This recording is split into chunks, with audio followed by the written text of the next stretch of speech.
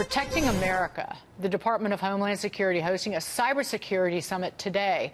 That's where we find Deirdre Bolton. She is live in New York City with the Secretary of Homeland Security, Kirstjen Nielsen. Good morning, Deirdre. Good morning, Dagan. I certainly am, and I'm pleased to welcome, of course, Secretary Nielsen. Thank you so much for the time today. My pleasure. So you have this huge cybersecurity summit. You are hosting it today. Yes. You have the head of the FBI, you have the head of the NSA, you have Vice President Mike Pence, and then you also have tons of business leaders, CEOs from tech and banking and energy. What is the biggest threat right now to our infrastructure?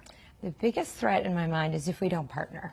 So what we see the adversaries doing is they're crowdsourcing. So they're using bots, they're using paid influencers, they're using their governments, they're using anyone and everyone that can attack us.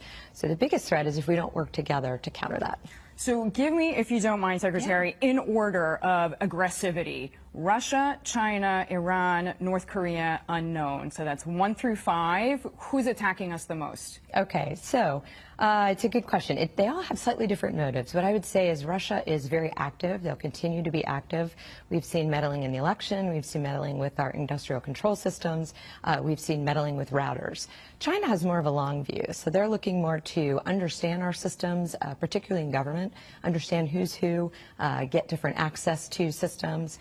Iran we see very active, and North Korea both, but generally in their regions. So they have the capability. We know they have the intent, but we don't see them quite as active towards us. So what's our response? What's our strategy? You attack us, we hit back 10 times as hard. What can we do to take away an incentive to keep trying to figure out our systems?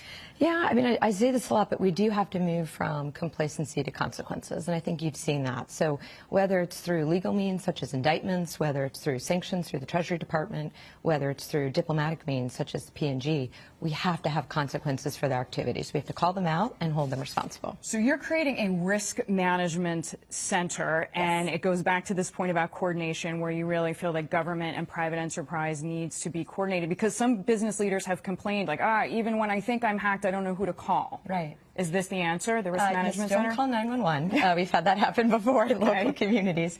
No, I think it is. So how it is now, we have different intel that comes in. So we collate at the government level all the intel, unclassed and classified.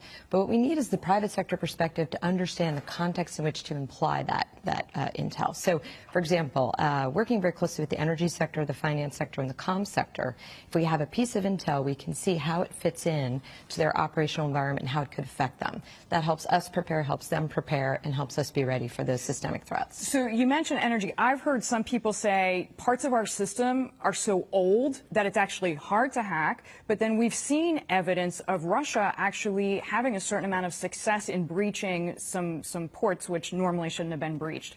How do you see it? They're trying, for sure. I mean, I think they have some capability we've seen in the Ukraine. They certainly continue to scan and attempt to access our systems in the U.S. There was one limited distribution asset that they did attack.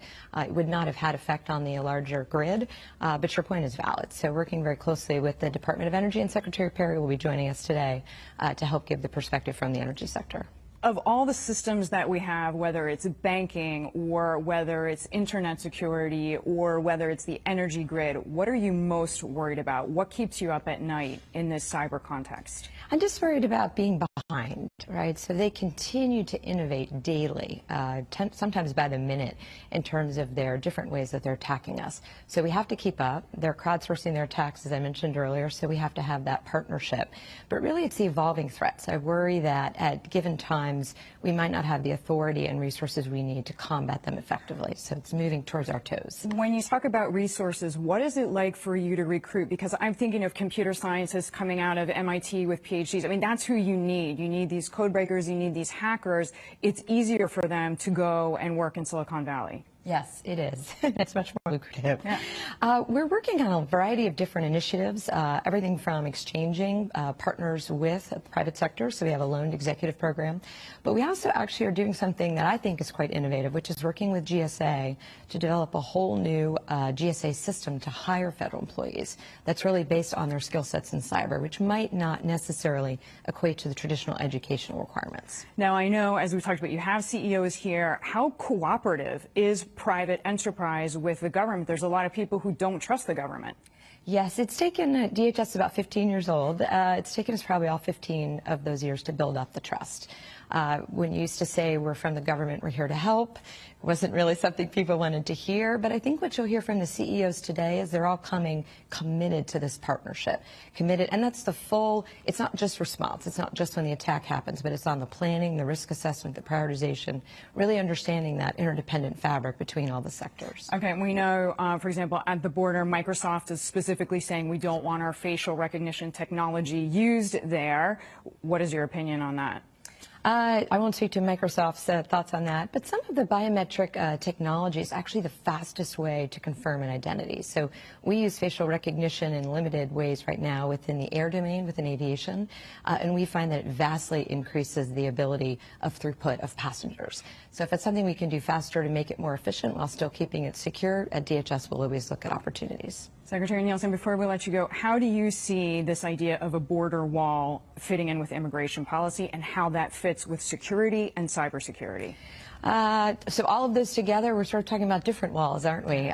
So on the border, walls work. We've seen that in Yuma. We've seen that in San Diego. We've seen that in other countries. When the wall goes up, it does absolutely serve as not just a deterrence, but a physical barrier that makes it much more difficult to access. The same can be true of cyber. So what we're looking at is a system of systems of approach. Some are firewalls, but much more than that. It's monitoring on the systems, looking at the network traffic, identifying the threat indicator sharing, mitigation measures. So similar to immigration, you have to have many, many layers of security in order to assure ourselves that we're protecting Americans. Do you think we're going to see a shutdown based on this issue? I think the president has been clear as to what he believes is needed for border security. But from my perspective, we'll continue to work with the appropriators and work with Congress so I can make sure that the men and women of DHS have what they need to do their jobs. All right, Secretary Nielsen, thank you for the time. We appreciate it. Thank you. Enjoy the summit. We will. Dagan, back to you in the studio.